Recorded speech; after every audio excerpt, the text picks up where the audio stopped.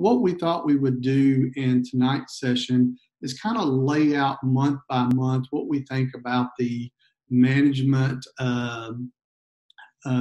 things that we'll do on a ranch.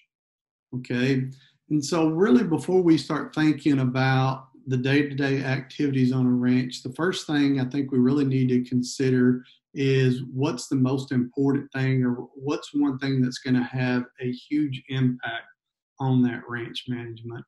And what the answer is going to be there is our production environment. So depending on where we're located, and when I looked at the registration list earlier today, we have people from all over the state of Texas, as well as some out-of-state folks as well. So I'm going to kind of work through tonight's presentation talking about what an example ranch might look like in East Texas. Some of the things will match perfectly to your environment. For some of those folks in other environments, there's going to be some things we may tweak just slightly, especially from a parasite management standpoint or maybe from a forage management standpoint. But when we think about our production environment, we need to think about where we're located in the United States. Are we down here in the tip of South Texas? Are we setting up here in North Dakota or Minnesota? And really, what does that mean from a growing season standpoint? How long is our growing season? And then what are our average annual nighttime temperatures? And what's going to have a big impact on those nighttime temperatures is it's going to impact what forages we can grow and when we can grow them. So in most of Texas and in the southern United States, we'll grow both warm season forages during part of the year, and we can grow cool season forages during other parts of the year. When we get into the northern part of the United States, they're typically only going to grow cool season perennial forages. They will grow some warm season annual forages. And then obviously rainfall is going to have a big impact. Fortunately, a large portion of East Texas and Central Texas is in pretty good shape right now. But when we get into the panhandle of Texas, we get into parts of West Texas, they're pretty dry. And when we look at Texas, we can range from in excess to about 55 inches of rainfall a year when we get into the southeast corner. Down here, when we get out west, we may be looking at under 14 inches a year. So those environmental differences are going to have some big impacts on our operations. Another thing from an environmental standpoint that's going to impact the operation is what we refer to as the vegetation areas of Texas. And we're thinking about major difference in soil type here, and what that means as far as the forages we can grow and the management strategies we're going to implement. So really, when we're thinking about our operations, we really need to think about that environment we're located in first. And then after that, I like to break things into what plans we need to think about for the operation. And really, I'm going to focus on 4 different major plans for the operation. So what is our forage management plan? What's our breeding and calving season plan? What is a herd health plan? And what's a marketing plan? And we won't necessarily go into each one of these in extreme detail, but we will talk about the major components of them and how they fit in to the day-to-day activities on our ranch throughout the year. So as I mentioned earlier, we'll talk about an example cow-calf operation based in East Texas, and this would fit pretty much all of East Texas, a decent portion of Central Texas as well. And really, I'm going to think about bermudagrass being the base for this example ranch, but we would see similar management strategies with bahiagrass, or if we were looking in parts of South Texas and we were thinking about introduced forages like Old World Blue Stem, so that would be WW Beedall, KR Blue Stem would be the 2 big ones. We'd see similar management strategies in place with those.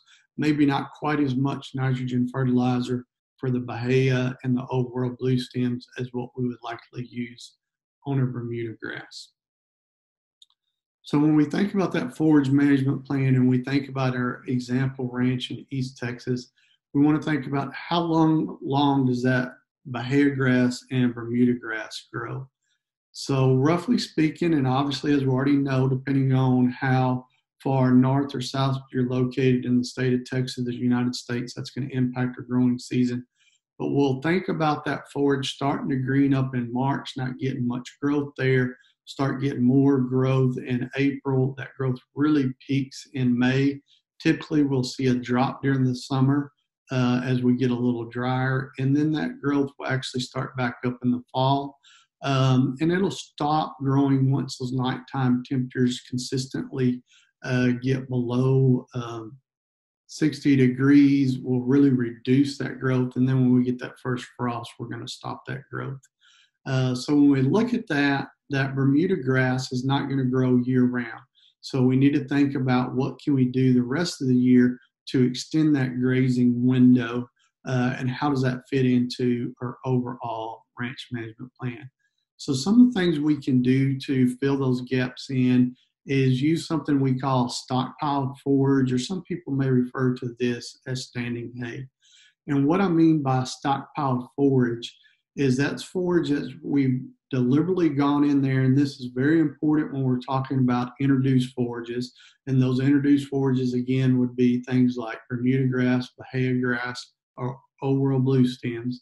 Is typically we're going to want to go in there and roughly the last week of August, that first week of September, for a little further south, maybe that second week of September, we're going to go in there and we want to make sure we graze that field off to 3 to 5 inch stubble height, or we go ahead and take a hay cutting off of that field. So we need to get it short so that we're dealing with new growth.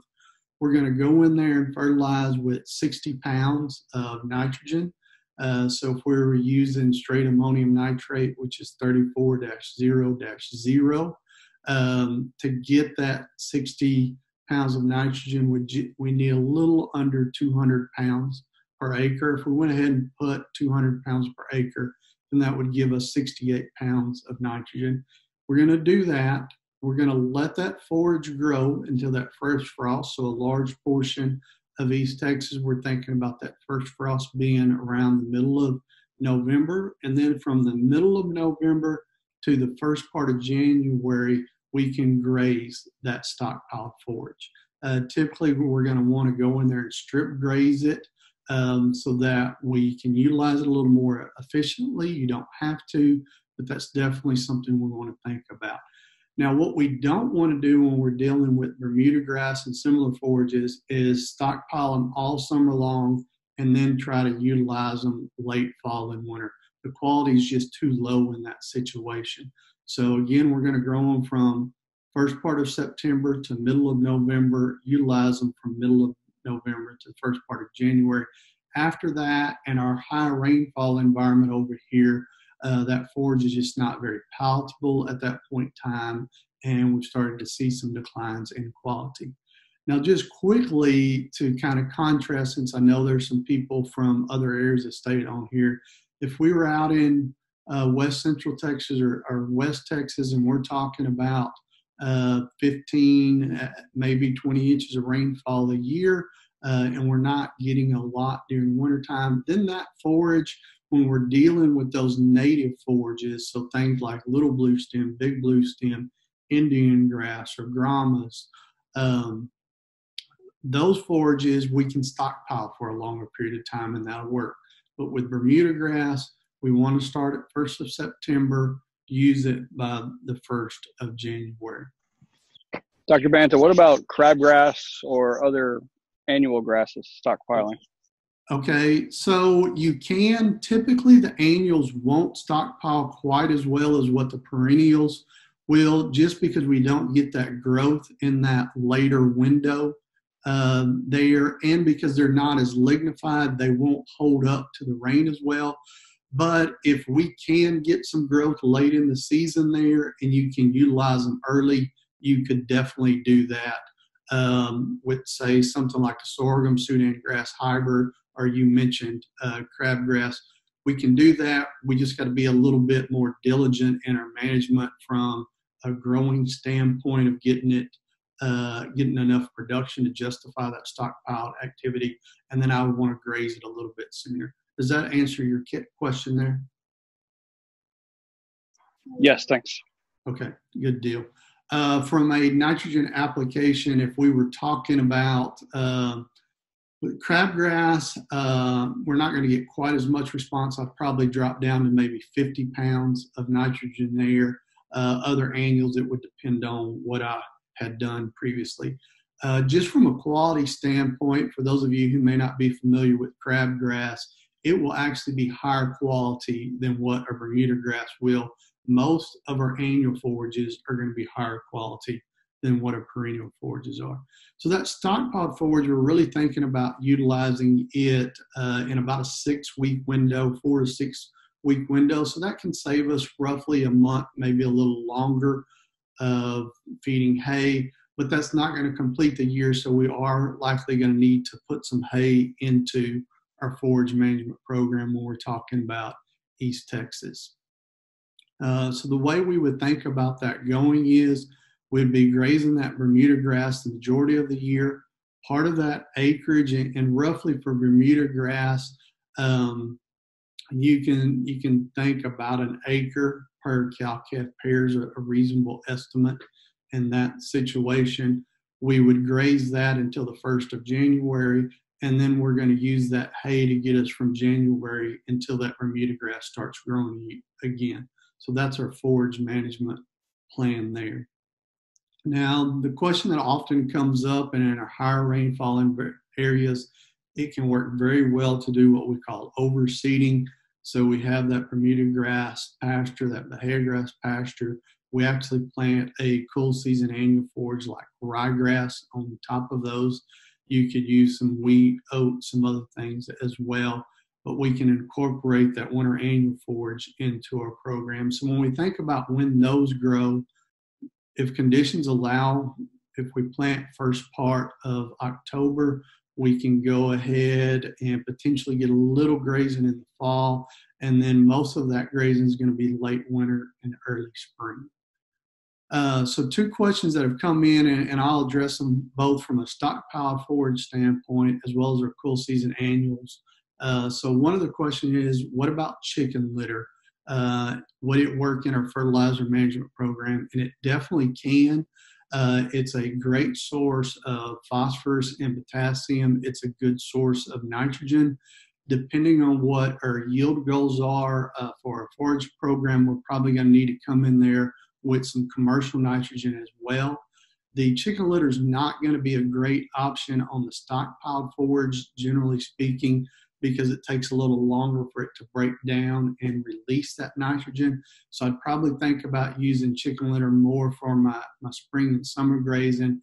I'd come in there with some urea or ammonium nitrate for the stockpile forage. The other thing I do want to mention when it comes to chicken litter, we need to be careful that we're not over-applying it. When we over-apply chicken litter, we can get into some issues with calcium phosphorus ratios, and here more recently we've actually started seeing some issues with some trace mineral toxicities. If you've used total over 10 or 15 year period, I'd be very comfortable with a couple tons of chicken litter over those years. What I don't want to do is see several tons every year applied in chicken litter. That can start getting us into some of those issues that we're dealing with. The next question that came up there is, how late can you graze stockpile Bermuda grass until the first freeze or frost? So actually with stockpile Bermuda grass, we're not going to start grazing it till after we get that first freeze on it. That freeze or that frost is not going to hurt the quality. It just stops that plant from growing. So prior to that first frost, hopefully we're grazing some other Bermuda grass that's still growing. And even we may graze a little bit of that after that frost, but then from that frost, typically we're thinking about middle of November to 1st of January, we're going to graze that stockpile Bermuda grass. I don't want to go past 1st of January with it typically in this environment. Then the other question that came in is, when was the good time to put chicken litter out? Typically, you're going to have to put it out when you can get access to it, but ideally, if I could get it late winter or early spring, that would be the time I would want to put it out. for that spring and summer growth. But again, you kind of have to take it when you can get it.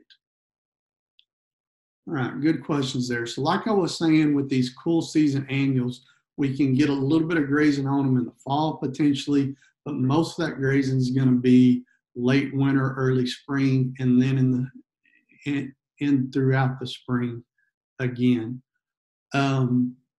I do want to mention here, when we think about these cool season annuals, we don't want to plant them on the entire property. There's a limit on how much we want to plant. And if you're interested in that more detail, we do have a program coming up at Overton where we'll spend all day in August going through stockpiled forage in detail and winter annuals as well, if you are interested in some more information on those. But happy to answer any questions you have there.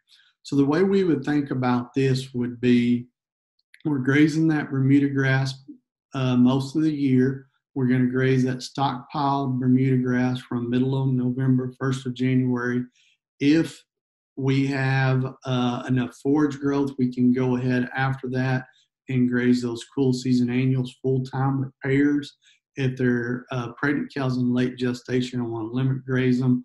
If the winter annuals aren't ready, then I'm going to use hay. And it may be a situation where for a little while you're using both winter annuals and hay till you get more growth out of that. So that's how we would kind of think about that forage management plan on our East Texas example ranch. So to kind of put some additional dates and fertilizer targets in here, typically we're going to want to look at fertilizing probably at least 3 times a year. We may come in there with some additional applications of nitrogen if we need that forage growth. And so for that spring Bermuda grass growth in a grazing scenario, probably looking at putting that nitrogen out mid to late April, depending on where you're at. For hayfield, I'd want to go a little later than that, potentially probably first part of May. Going to come in there and fertilize again in September on that stockpile forage, and then think about if we have those cool season annuals, we'd be fertilizing them in December. Now, if we need the forage, we would go ahead and come back in there in June or July and fertilize again at that point. For our stockpiled forage, we're going to start thinking about stockpiling at the first part of September. Those winter pastures, depending on where we're located at, we're going to be looking at sometime in October, either the 1st of October or mid-October.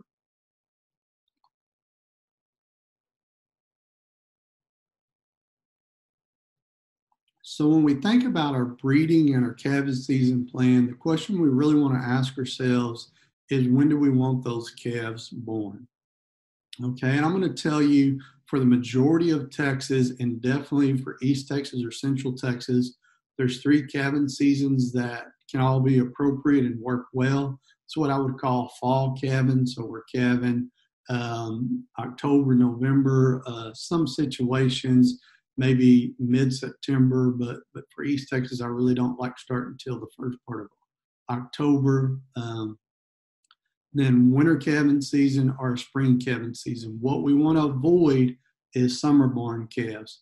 Those baby calves just do not handle that heat very well. So we do want to avoid that. But this is another situation where that environment comes into play. There is a portion when we get out into West Texas where summertime, because of their local climate, actually can work well to calve, but definitely not East Texas or Central Texas.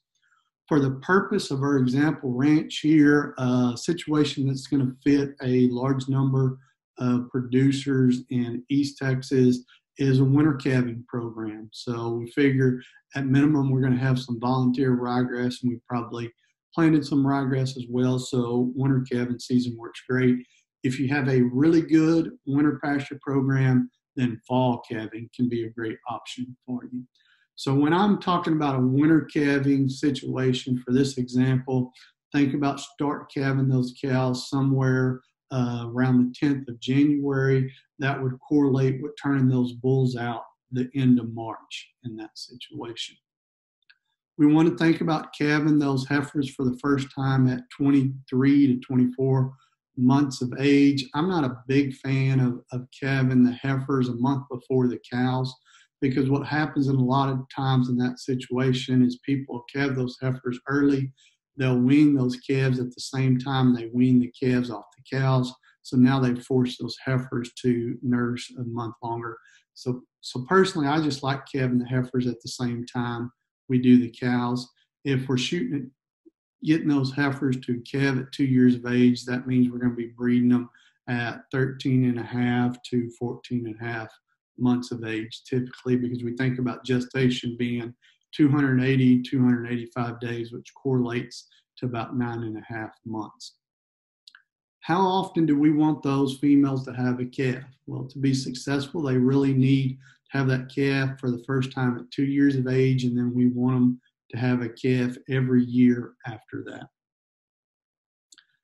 If we're going to have them have a calf every year after that, just to keep the math simple, if we think about that gestation being 285 days on average, then that tells us 365 days in a year minus 285 days tells us we need to get those females rebred within about 80 days after they calve.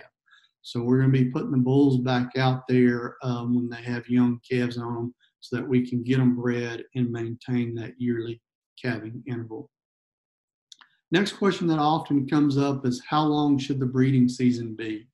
I definitely don't want that breeding season any longer than about 90 days. If we start stretching it out more than that, we have some heifers that were born early in the season that start getting a little bigger, and there's a definite possibility that those herd bulls, if we still have them out there, if those young heifers that are 6, 7, 8 months of age start coming into heat, yes, those 2,200 pound herd bulls will breed those young heifers. It happens much more often than people realize.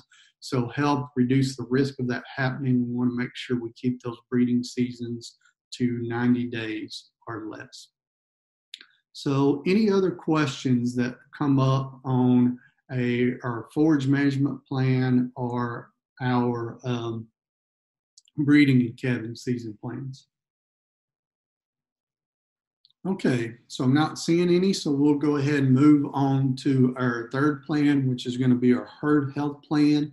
And for those of you who are interested in seeing an expanded version of our discussion on vaccines, we do have that from one of the earlier Ag in the Evening events, and you can see that on the YouTube page where those are posted.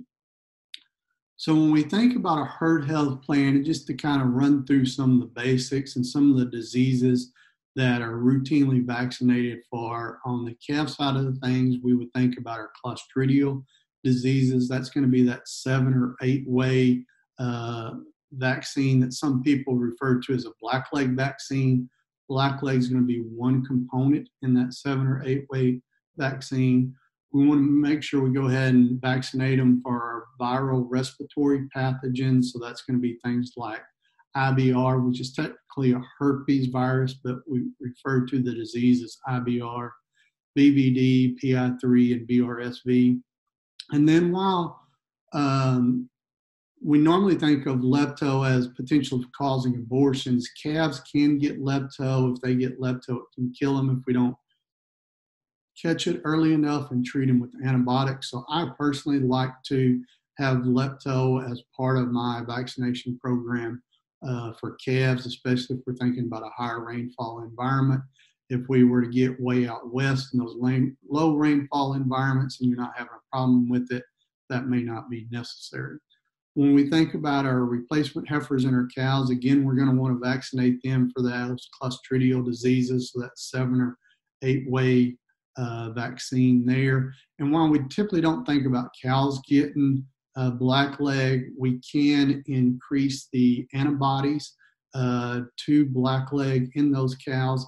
They pass those antibodies on to those calves in that colostrum. Calves are born really without a functioning immune system, so they get that initial immune protection through that colostrum. So that's a good reason to give those cows that clostridial vaccine. Plus, there's some other components of that Clostridial vaccine that those cows can die from. So I think that's a good investment. Want to make sure we vaccinate those cows for IVR and BVD, because in addition to the respiratory illness both of those can cause, they can also cause abortions and early embryonic deaths and other reproductive issues. Typically, the way we buy vaccines these days will include that IVR and BVD and a vaccine that's also going to have PI3 and VRSV. We want to put that lepto in there for those reproductive losses we've already mentioned. And then you may want to consider Vibrio if you're bringing some animals in and out. If you're not bringing any animals in and out, since Vibrio is only transmitted through breeding activity, some operations may choose not to use that.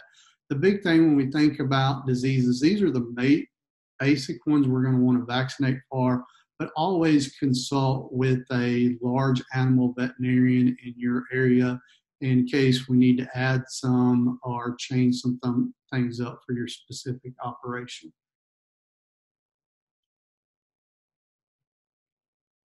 Okay, so the 7 or 8 way vaccine that you get at the vet, that's going to be that Clostridial vaccine. We'll call it a Clostridial vaccine, we'll call it a 7 or 8 way blackleg vaccine, or we'll call it a 7 or 8 way Clostridial vaccine. So that would be one thing. The IBR, BVD, PI3, VRSV is going to be in another vaccine.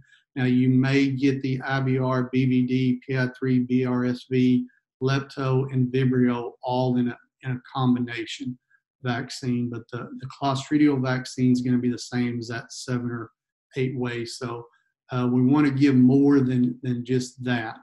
So make sure when you visit with your vet that we go ahead and vaccinate for those other pathogens as well. We're not talking about much cost there. From a cow standpoint, on an annual basis, we would typically give these once a year. We're talking somewhere in the neighborhood of $3.50 to $8 a cow per year, depending on which products you're using in that situation and which pathogens you're vaccinating for. When we think about timing of the vaccines as part of our herd health plan, when we think about getting that initial vaccine in those calves, it's really good to get that done at 2 to 3 months of age. So again, that 7 or 8 way Clostridial vaccine.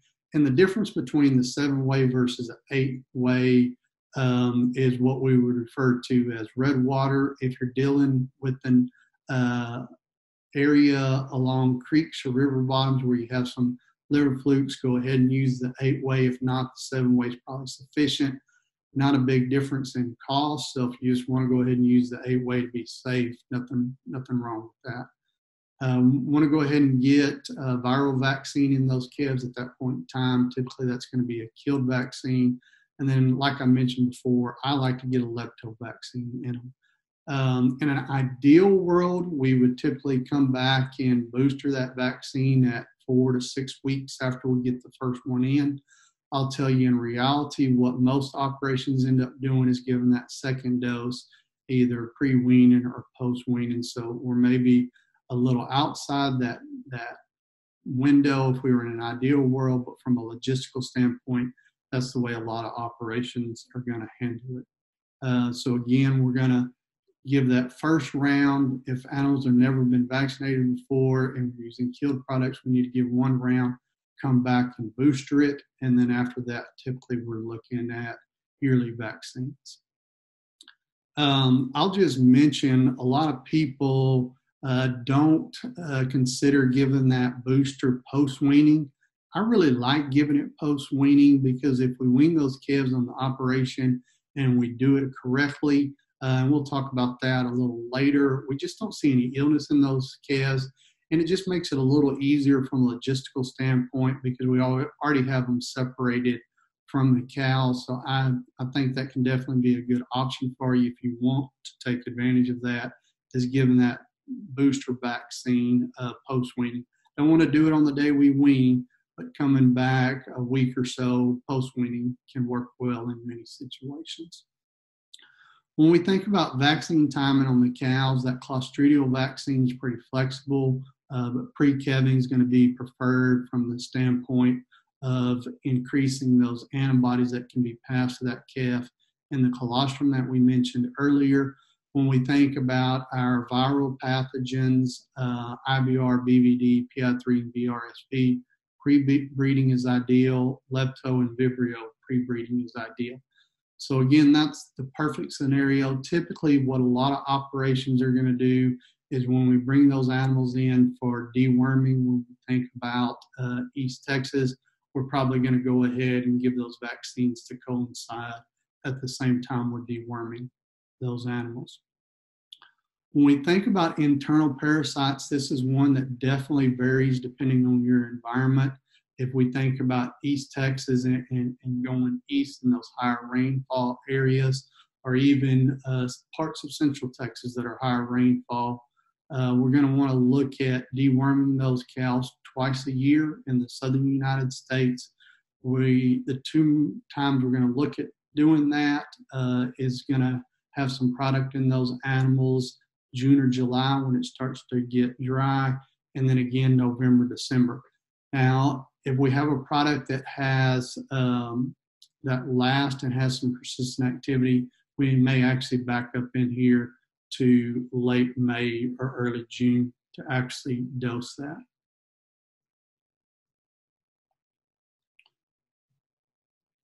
The question that came in on weaning we'll actually talk about here in a few minutes, so I'll hold off until then to go ahead and get that addressed. When we think about deworming cattle, there's two main chemical classes that are frequently used. The one that gets used most often is going to be your Macrocyclic Lactones. That's going to be things like Dectomax, Cydectin, Eprinex, and Long Range. Eprinex and Long Range are actually the same active ingredient, just in a different delivery and a slightly different carrier there. If you're using Ivomec, it's made by the same company that makes Eprinex. We know there's some advantages to Eprinex over the Ivomec, so I would definitely look at making that change from Ivomec to Eprinex if you're using that. In a cow herd, I'm going to tell you I use the same dewormers both times a year. So if we're using a Macrocyclic Lactone for those cows, we're going to hit them late May or June, and then treat them again in November, December. And when we treat them in November, December, if we're using one of the pour-on options, we can take care of both groups of lice at that point in time. The other chemical class that gets used often in our dewormers is what we refer to as the white dewormers. These are typically going to be drenches. There are a few feed farms out there if we're looking at Safeguard, but examples there would be Valvacin, Synanthic, and Safeguard. Where I typically think about using these is in those calves at weaning time, and then because there's a group of worms called Capiria that the Macrocyclic Lactones aren't real good on. Once cattle get over about a year of age, we don't see too much problem with Capiria, but at weaning we may consider using both a Macrocyclic Lactone and one of these white dewormers, the white dewormer specifically to knock out those Capiria there.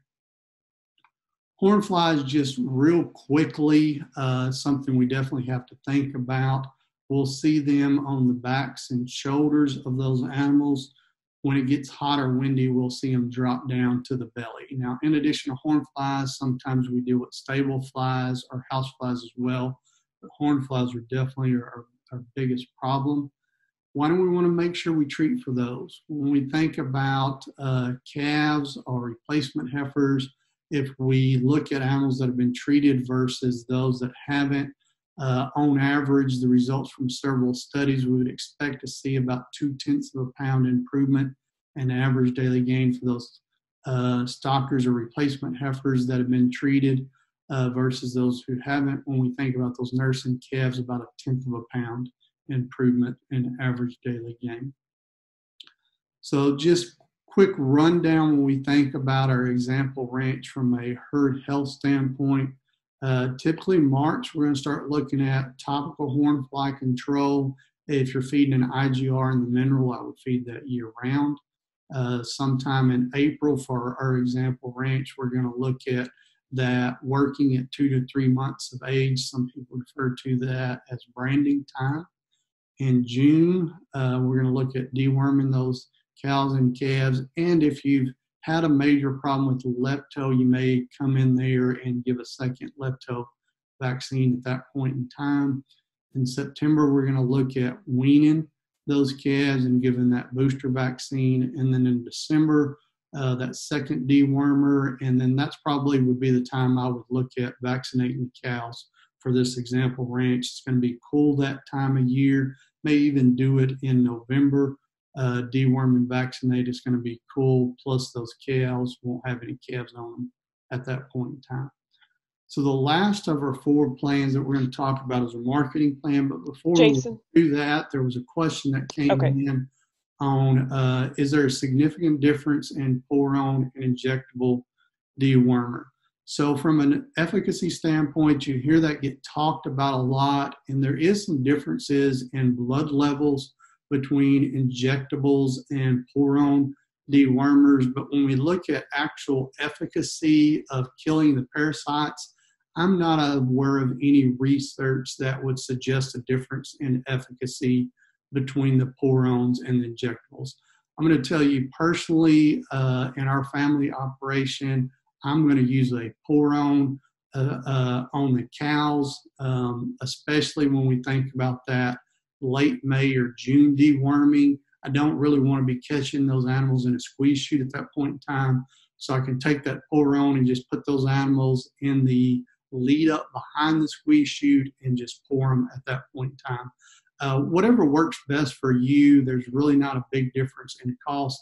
The big thing I would tell you there is we have seen some major differences with some of the generic products not working as well as the name brand products when it comes to internal parasites. So I would definitely lean towards a name brand product. And like I mentioned, Avimec was the first macrocyclic lactone that came on the market. The company that makes it has since made Epernex, which their data as well as other data would show you that Epernex is a better product. So I would look at that, making that. But as far as just pour-on versus injectable, not a huge difference. Just think about convenience for your operation. The one difference we can get into is talking about lice. The injectable products are typically only going to be labeled for sucking lice and not biting lice. The pour-on products will get both sucking lice and biting lice. Let me know if you have an additional question on that. We can visit about it in more detail. And I will mention also for reference, we do have on the YouTube page a presentation that goes into dewormers in more depth from an earlier Ag in the Evening event. Another question that came in is on the horn flies. I recommend it that if you're feeding an IGR, and an IGR is an insect growth regulator to keep those eggs from turning into adults. When we think about horn flies, I want to feed that IGR year round, but just because I'm using the IGR doesn't mean I'm not going to use some kind of a topical approach. So to get the best control on horn flies, if your cattle will eat mineral consistently, I would want to use both IGR and topical. If they're not eating mineral, then I'm probably just going to go with the topical in that situation. And then there was a comment specifically with back rubs, and back rubs can work if you can get the cattle to use them. You're going to need to charge them at least once a week.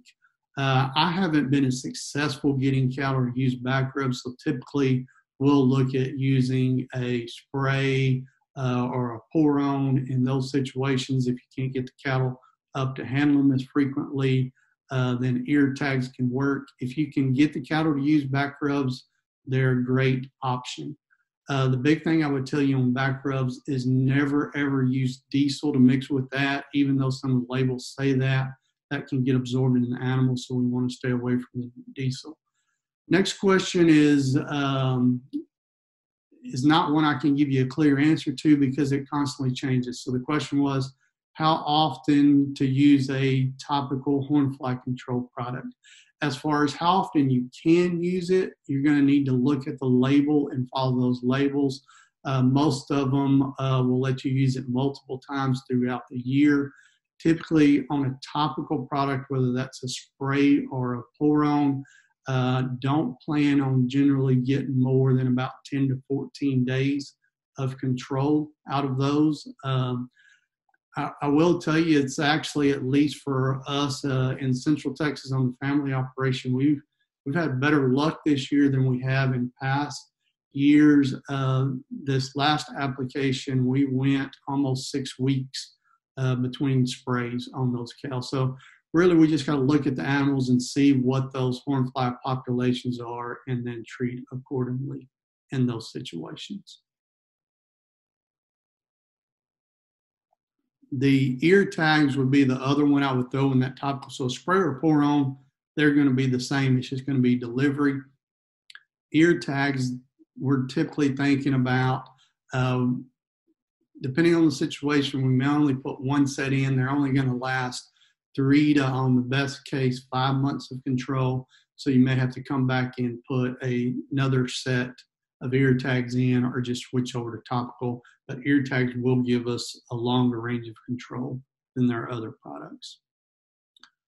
So when we think about our marketing program, I'm a big believer in weaning cattle. I think it's the best thing for our operation financially when we think about selling those animals in a preconditioned calf sale and the additional value we can get out of them. And then also, if we think about just what's the right thing for the industry, we see less sickness in those calves when we wean them. So there's some benefits there. If you've never weaned calves, don't panic by some of the horror stories that are out there. If you get it done right, it can be a very easy process. Well, there's several different methods of weaning calves. The method I definitely like the best and would suggest is what I would refer to as fence line weaning. In that situation, we're going to put the cows on one side of the fence, put the calves on the other side of the fence. If they can see and hear each other, it helps both groups relax, and we'll see less walking and less bellowing in those situations. What type of fence do you need? Well, obviously a pipe fence is great. A net wire fence can work well. We're seeing more and more high tensile net wire fences go up because of hog issues and other benefits. If you haven't looked at a high tensile net wire fence, if you're getting ready to replace some fence, you can actually put it up at the same cost or in some situations cheaper than barbed wire, depending on how you're doing it. We can use a good barbed wire fence. Even if we didn't have a great barbed wire fence, we can take one strand of electric wire and use that in our fence line weaning program. I'll tell you, the fence I actually wean on is a smooth wire fence. I didn't build that fence. It was on the property when we bought it. But the reason we wean at that location is we calve in the fall, so that means I'm weaning the end of May when it can be pretty hot. We have really good shade on both sides of the fence there. I put one strand of electric fence along that smooth wire fence, and we don't have any problems with those calves going through the fence. Even if you had a calf go through, it's not a big deal. Just wait a day or two, sort it back out in case any more crawl through the fence, and then you can just sort them back out and move forward there. The key with weaning calves is to make sure that we keep the sorting process calm. If we get those cows and those calves stirred up when we're sorting them, it's not going to work as well. And I'm a big proponent of the only thing I do on weaning day is separate those cows from the calves. If you have to work them, that's understandable and do that. But if you can do it separately, I think it's much easier, and there's some benefits to doing that. Questions that came in, one that came in earlier, and then another question on the same topic is, what age do I like to wean those calves? I'm going to tell you, I'm not so focused in on the age, although there's a typical window we'll shoot for. I'm really going to watch the body condition score of those cows. If those cows start getting below a body condition score of 4, I'm going to look at weaning those calves early so I can get those cows back into condition before the next calving season in the most economic manner possible. If we're having really good grass and those cows are fat, I may delay my weaning date by 2 to 6 weeks just to put some additional weight on those calves. Typically speaking, we're going to think about weaning those calves at 6 to 8 months of age. If we got everything working well, that's a good time, and that'll work well to give that cow plenty of time to recover. If we have really good conditions, I want to make sure I wean that calf at least 60 days, probably 90 days prior to the next calf being born. And that's just time to let that cow build colostrum for that next calf there. So I want to make sure, give her at least 60 to 90 days before she calves again. But look at that body condition to decide when we really want to wean those calves.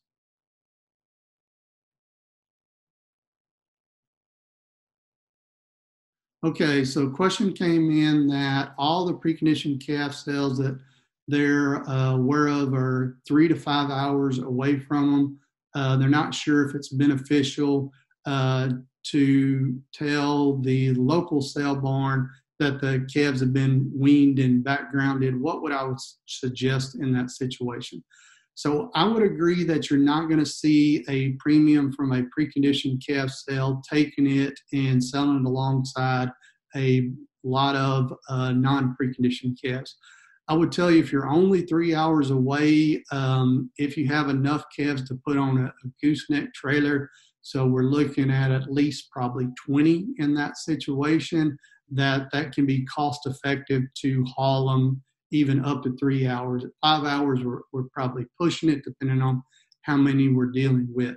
I would still want to wean them, though, even if I'm going to the local sale, not because I'm going to get a premium, because I likely won't in that situation, but those weaned calves are going to shrink less than the non-weaned calves. So just that benefit I get on shrink, I would do that. You'll have to decide what you want to do to a vaccine in that situation. But you can justify hauling those calves much longer than what it appears. And I'll tell you, within the last 12 to 18 months, there's been several more auction markets across the state that have added preconditioned sales. So there may be one that didn't have a preconditioned cell before that has started that now, so you may want to revisit with some of those locations.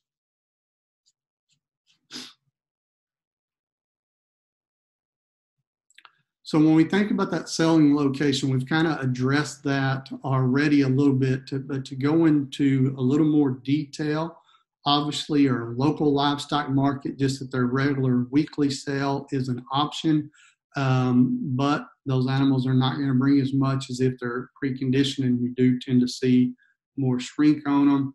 We look at a preconditioned calf sale. The example I have here is a net bio sale at Sulphur Springs.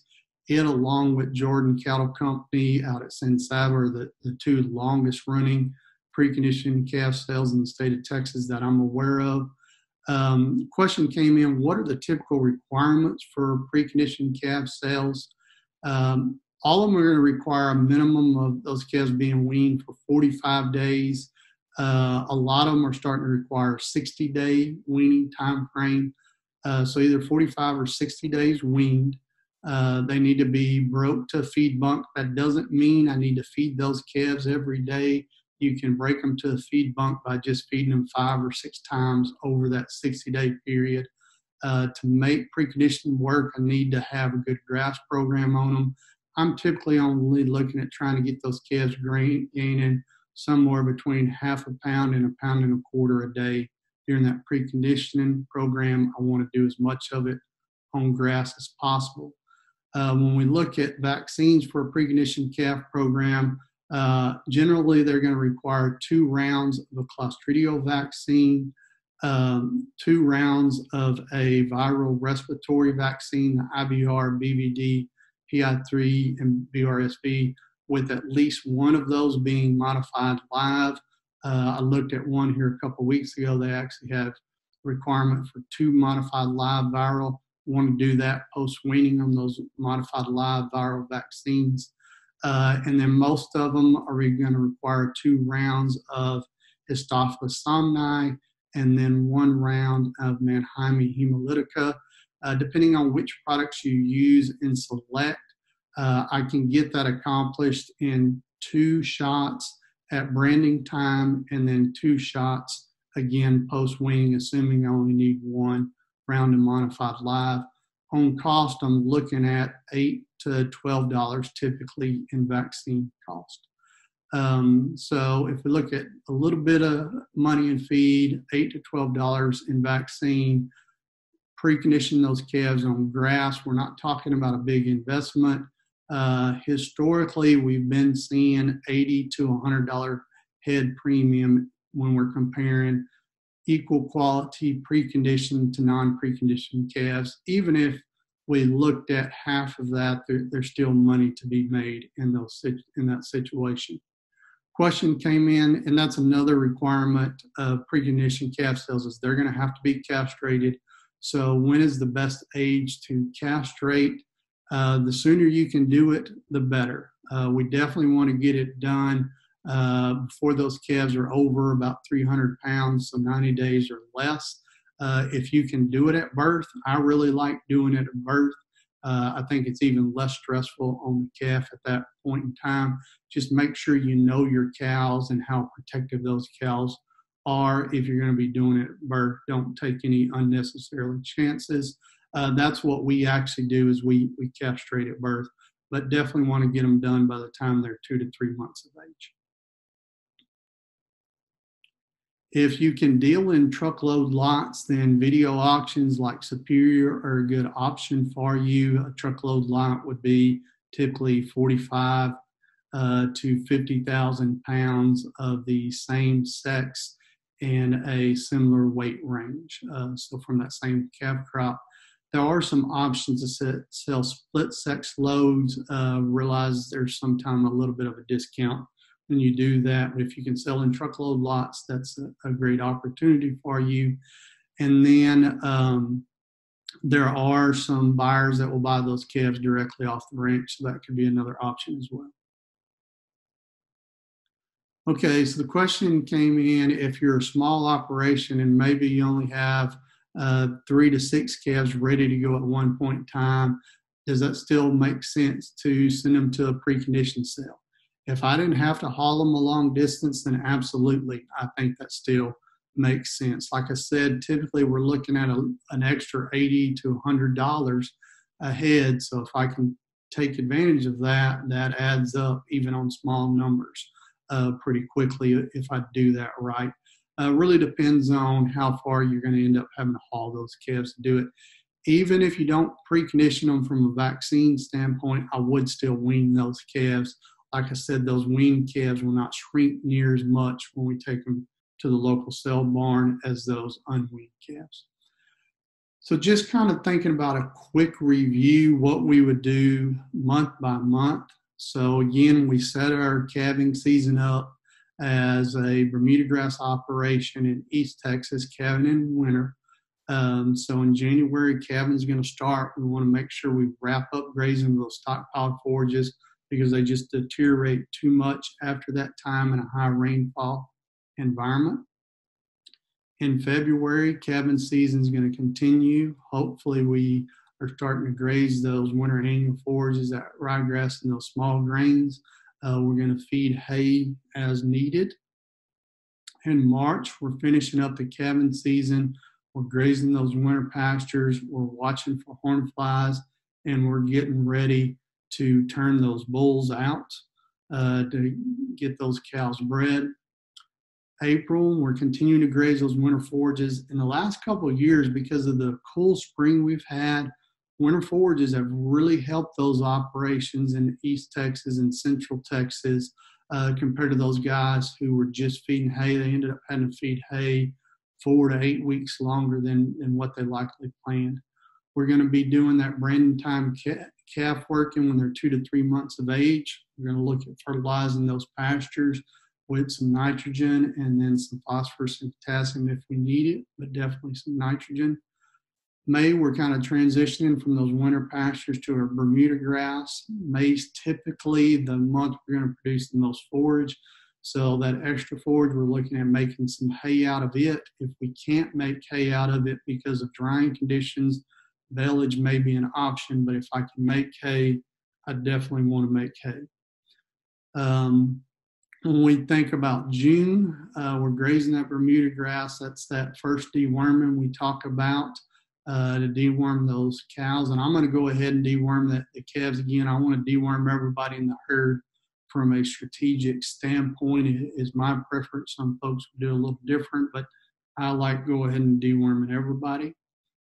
July is typically a pretty simple month. We're grazing that Bermuda grass. Hopefully we're getting some rain. A lot of areas are getting that in the eastern half of state this year.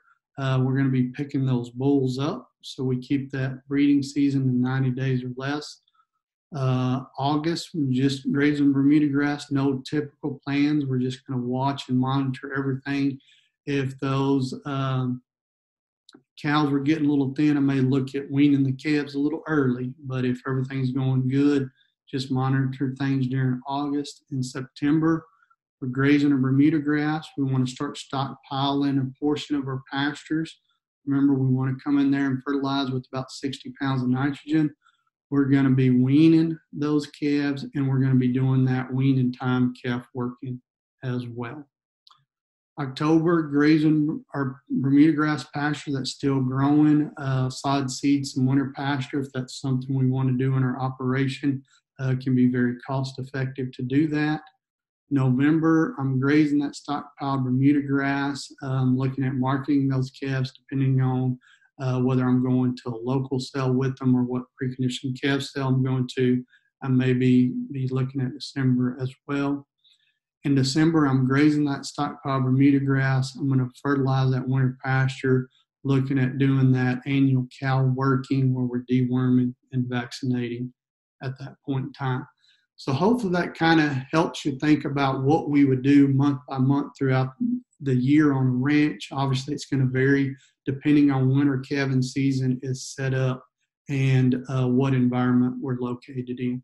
So any additional questions that anybody has, feel free to go ahead and unmute yourself or to go ahead and type those in the chat box. The question I had is, I know things are a little different this year, and I signed up for your beef facts market, and I saw that they had some uptick in prices. Just seasonally, from a price perspective, are you seeing anything different this year, or seasonally, what's the best time to market some of those preconditioned? Okay, so just quickly kind of a recap of what we see, and then I'll talk about what we've seen this year. So when we're talking about like a 500-pound calf in that range, we would typically see the high of the market in the spring, the low of the market would be in the fall.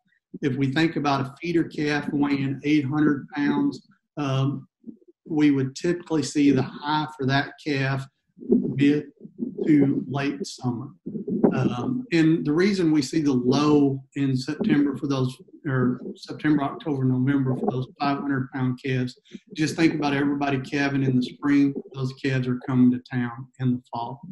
What did we see this year? That seasonal decline on those fall-born calves that we're marketing in May, weighing 500 pounds, seemed to drop a little bit earlier this year, but the rest of the seasonal pattern on the calves looks like it's probably going to hold pretty steady. I do think we will probably see another little drop again this fall like we have in past years.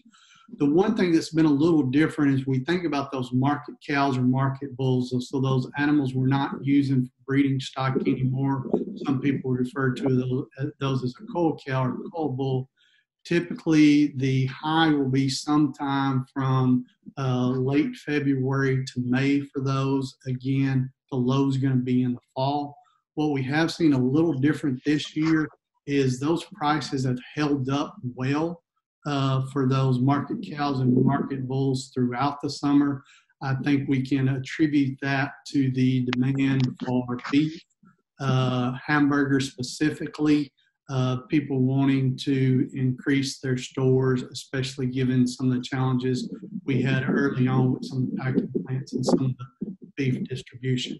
So if you're thinking about setting up your calving season to try to market those calves on the high of the market, that's when a fall calving season can be really beneficial, because now we're selling, if we're selling a 5-weight calf, we're selling them in May. If we're selling that bigger calf, we can be selling them in the middle of the summer, which is typically highs for those two markets.